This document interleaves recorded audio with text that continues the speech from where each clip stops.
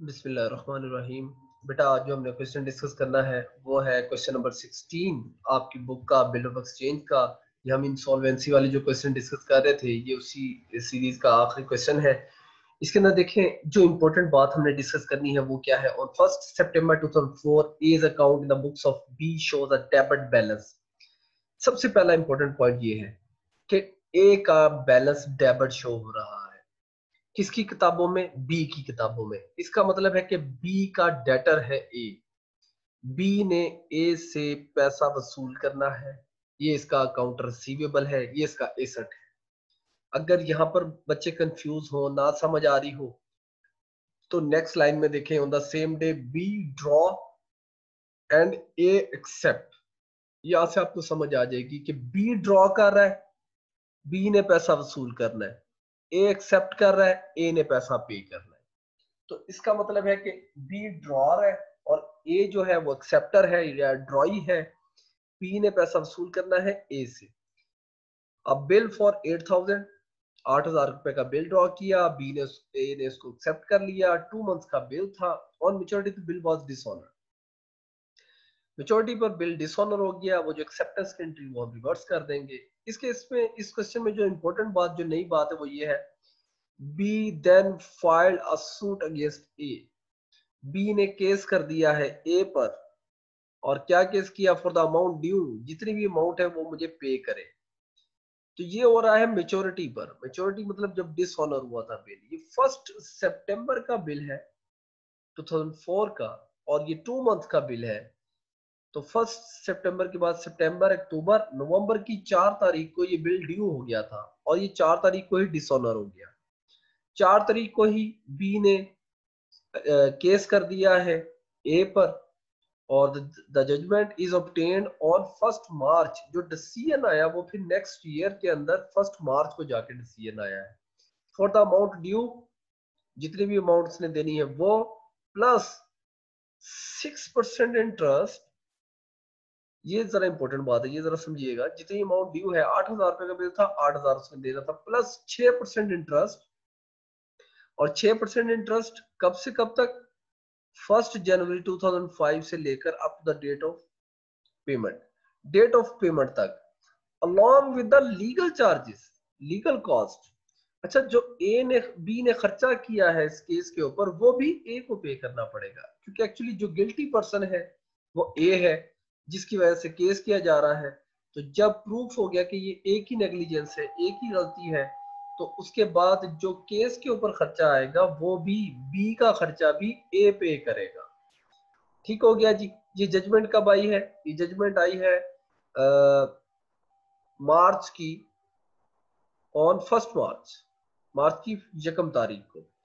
अच्छा जी, तो पैसे उसने कब पे किए हैं? ए ने, A paid the decree amount on 16 March 2005। A ने 16 मार्च 2005 को जाके पैसे पे किए हैं। अब अगर हम ऊपर देखें तो इंटरेस्ट जो कैलकुलेट करना है वो 1 जनवरी 2005 से लेकर 16 मार्च 2005 तक, मतलब जनवरी का महीना, फरवरी और मार्च के 15 दिन इसके अंदर शामिल है। मतलब 2.5 महीने का इंटरेस्ट हम कैलकुलेट करेंगे, ये जो 6% इंटरेस्ट है। ठीक है जी। चले क्वेश्चन सॉल्व करते हैं, देखते हैं कि ये किस तरीके से हल होगा जी।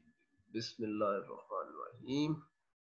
ये देखें, ये मैंने आपकी आसानी के लिए इसमें दोनों पार्टीज बना दी हैं, बी और ए। ए का अकाउंट डेबिट शो हो रहा है बी की बुक्स में, तो इसका मतलब है कि ए डेटर है बी का, कितने का? 8,000 रुपए का। तो बिल कौन ड्रा करेगा? बी। और भेजेगा किसके पास? ए के पास। ए एक्सेप्टर है, ए ने बिल को एक्सेप्ट कर लिया और वापस कर दिया बी को। जर्नल एंट्रीज क्या पास करेंगे दोनों, ये जरा चेक करते हैं। सबसे पहले बिल भेजा और एक्सेप्ट करवाया। बी के पास बिल आ गया, बिल रिसीवेबल को debit, acceptance of bill for 2 month, bill receivable debit, 8,000 रुपए से ए को क्रेडिट कर दिया। ए ने क्या एंट्री पास की? बी को डेबिट कर दिया और बिल पेबल को क्रेडिट कर दिया 8,000 रुपए से। 1 सितंबर को ये एंट्री पास हो रही है 2004 को, और 1 सितंबर को ही, सॉरी, 1 सितंबर के बाद 2 महीने के बाद ये डिसऑनर हो गया बिल। 2 महीने बनते हैं, अक्टूबर, नवंबर, नवंबर की 4 तारीख। 4/11/2004। ये बिल डिसऑनर हो गया। जो ही ये बिल डिसऑनर होगा, ये एंट्री एक्सेप्टेंस वाली रिवर्स हो जाती है। तो यहाँ पर बिल पेएबल डेबिट हो जाएगा, बी क्रेडिट हो जाएगा, और यहाँ पर क्या एंट्री पास होगी, ए डेबिट और बिल रिसीवेबल क्रेडिट। ये जरा देखें, ए डेबिट कर दिया, बिल रिसीवेबल क्रेडिट कर दिया, इसने बिल पेएबल को डेबिट कर दिया और बी को क्रेडिट कर दिया 8,000 रुपए से। तो ये तो थी बिल डिसऑनर हो गया है। अच्छा, उसके बाद क्या हुआ, उसके बाद केस कर दिया मिस्टर बी ने। ए फाइल्ड अ सूट, 4 तारीख को ही उसने केस कर दिया, और केस का खर्चा आ रहा था तकरीबन 780 रुपीज। ये लीगल कॉस्ट को इसने डेबिट कर दिया, कैश को क्रेडिट कर दिया 780। ये केस किया है 4 नवंबर को। 4 नवंबर के बाद यकम मार्च हो गई। यकम मार्च को केस चला। केस के अंदर फैसला किया गया कि ये जो लीगल खर्चा है, ये जो लीगल कॉस्ट पे की है, ये भी ए पे करेगा। जो ही बी को पता चलेगा कि ये केस इसकी फेवर में आ गया है, तो ये लीगल कॉस्ट का खर्चा अब ए को ट्रांसफर करने लगा है। तो लीगल कॉस्ट ट्रांसफर कर रहा है ए को। लीगल कॉस्ट को इसने क्रेडिट कर दिया बी ने, और डेबिट किसको कर दिया, ए को। ए को डेटर बना लिया, मतलब ए से डेट ये पैसा वसूल करना है 780।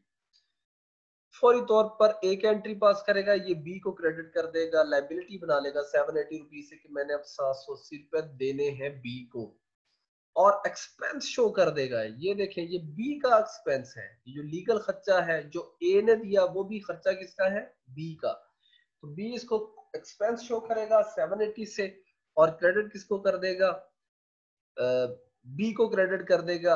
ए इसको खर्चा शो करेगा ए। ये मिस्टर ए का अकाउंट हम बना रहे हैं, मिस्टर ए की जनरल एंट्रीज पास कर रहे हैं। तो देखें 8,000 तो था ही था, 780 भी आ गया। अब उसके बाद उसने वेट किया पेमेंट का। तो पेमेंट की जाके 16 मार्च को, तो नेक्स्ट एंट्री होगी 16 मार्च को। तो 16 मार्च को पहले हम इंटरेस्ट की एंट्री पास कर लेते हैं। इंटरेस्ट इनकम है मिस्टर बी के लिए, और ए के लिए क्या है, ये एक्सपेंस है। एक्सपेंस को डेबिट करेगा, ये इनकम को क्रेडिट करेगा। कैलकुलेट करते हैं। मैंने जैसे आपको बताया कि 2.5 माह का खर्चा, कोर्ट ने जो जजमेंट सुनाई है उसमें उसने कहा कि 1 जनवरी से लेकर डेट ऑफ पेमेंट तक, तो डेट ऑफ पेमेंट 16 मार्च है, तो जनवरी फरवरी और मार्च का भी आधा महीना, तो 2.5 महीने का इंटरेस्ट कैलकुलेट करेंगे। ये देखें, 8,000 को जरब देनी है आपने 6% से, 8 और 6 48, 480 रुपीज बनेंगे। ये 6% से जब जरब देंगे, जब उसको 2.5 से जरब देंगे आप, तो वो बनेगा तकरीबन 1200। 1200 को डिवाइड कर दें 12 पे, तो ये बन जाएगा 100। तो ये 100 का इंटरेस्ट इनकम है मिस्टर बी के लिए, और मिस्टर ए के लिए ये एक्सपेंस है। अब जरा गौर से देखें, तो ए डेबिट हो रहा है 8,000 से, उसके बाद दोबारा ए डेबिट हो रहा है 780 से, उसके बाद दोबारा ए डेबिट हो रहा है 100 रुपए से। तो 100, 780 और 8,000, ये हो गया 8,700 और 880। 8,880 रुपए से ये वाला मामला अब चलेगा। अब वो जो पेमेंट करनी है वो 8,880 रुपए से पेमेंट होगी। तो कैश डेबिट कर देगा 8,880 रुपए से, ए को क्रेडिट कर देगा, ये डेबिट होता आ रहा है, ए को क्रेडिट कर देगा, और ये बी को डेबिट कर देगा, कैश को क्रेडिट कर देगा 8,880 से। जो क्वेश्चन की रिक्वायरमेंट थी वो ये थी कि आप इस तरह करें कि जनरल एंट्रीज पास करें और ए का अकाउंट बनाएं बी की बुक्स के अंदर।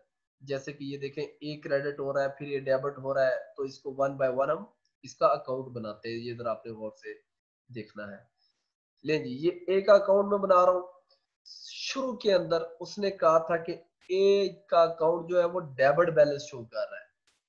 ये जो सबसे ऊपर हमने लिखा हुआ है 8,000 रुपए से, तो ये मैंने यहाँ से एक एरो लगा दिया है आपको समझाने के लिए। तो ये 8,000 रुपए से, ये देखें, ये बैलेंस आ गया हमारे पास 8,000 रुपए का 1 सितंबर 2004। उसके बाद क्या हुआ था, 1 सितंबर के बाद एक क्रेडिट हुआ 1 सितंबर को ही। एक क्रेडिट हो रहा है बिल रिसीवेबल की वजह से, तो ए को हमने क्रेडिट कर दिया।